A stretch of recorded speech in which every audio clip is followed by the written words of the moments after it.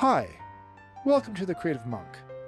My name's Christopher Wolfe, and I'm an animator. For 20 years, I've enjoyed working primarily in children's television, on shows like Peep in the Big Wide World, Just in Time, Paw Patrol, and Blue's Clues and You, with a dash of VFX and some independent film work. Then in 2020, I started teaching animation, which I loved. It's always good to give back and help creatives find their voice. It's been a challenging time for animators and teachers. I've seen many friends, many talented friends, struggle to find work. Studios we counted on have vanished, along with the steady income they provided, and government policies have drastically changed the academic landscape. And of course, the evolution of AI technology has yet to completely show us how the creative pipeline will adapt. In the middle of all this uncertainty, I've encouraged my students the need to become animation entrepreneurs. We cannot depend on the studio system to put food on the table in the same manner as before.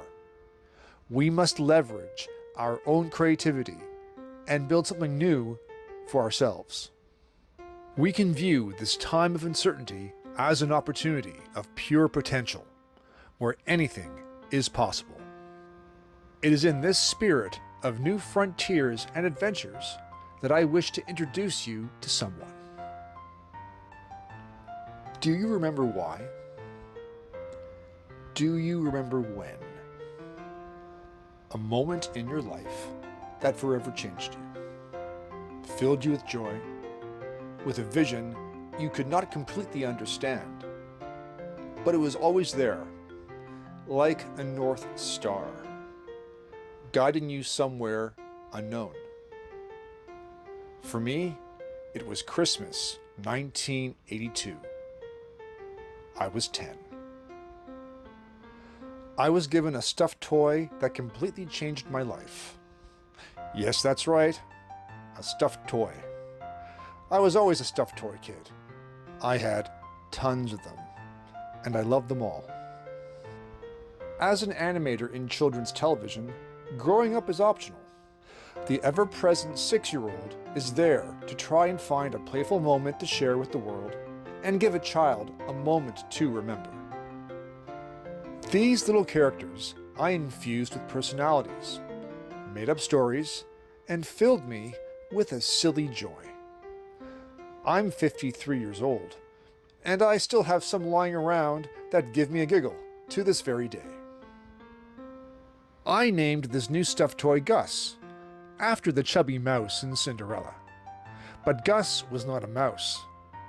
For years, he was a monkey, then he evolved to a bear, and now I think Gus is not only his name, but his own species.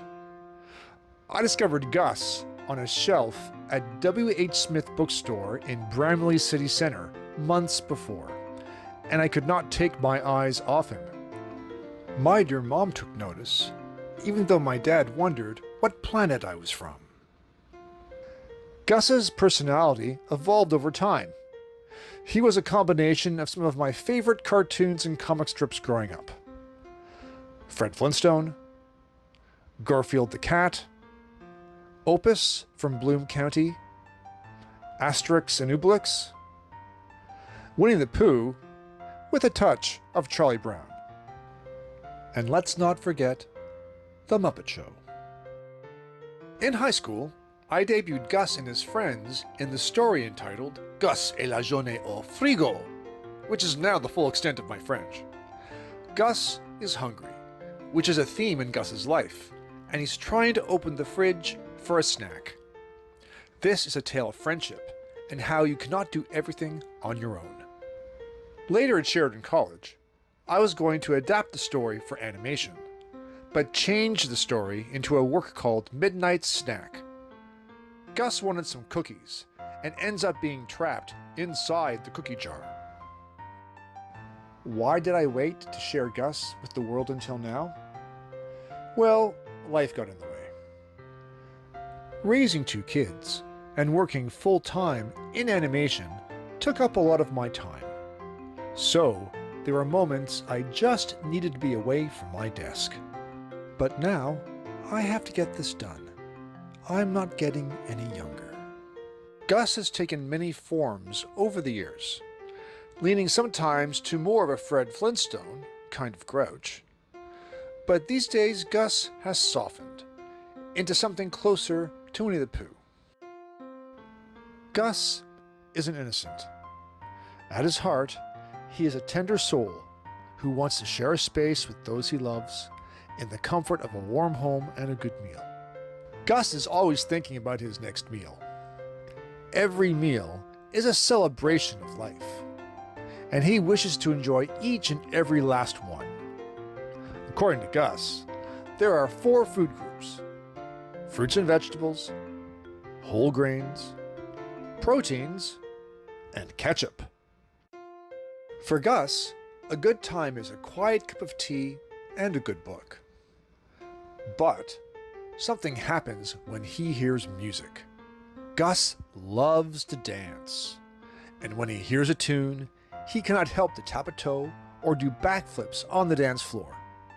However, when the music stops, there he is quietly reading about the stars and planets with his cup of peppermint tea.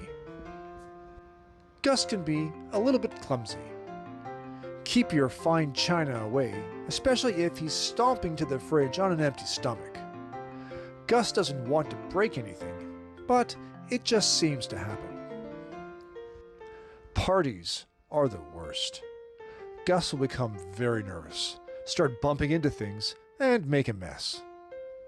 He feels more comfortable talking to the potted plant, and then he'll try and make a quick exit. Gus loves to watch things grow, and is amazed at the wonders of life. He will plant a seed, water it, and be in awe as it comes to bloom. Flowers are okay, but vegetables are better because you can eat them. Especially tomatoes, which according to Gus, taste surprisingly like ketchup. What adventures could Gus go on? Well, he could fly a plane, solve a mystery, go to the opera, join the circus, find the One Ring, play baseball, be a chef, look at the stars, go to bed and have sweet dreams, be in a western, go to space, play hockey, join a vaudeville act, and for my dad, even be an accountant. I have done some development so far, and more will come. Here's a little animation I've managed to put together. A small walk cycle on 2s, and a moment of wonder for Gus, an idea for a story. Gus chasing a butterfly. Thank you for listening to my next creative adventure. I will share more of Gus as I develop him, and intend to make a short film with my beautiful friend. It's been a pleasure sharing him with all of you. Please like and subscribe, and leave any comments down below. Thank you very much.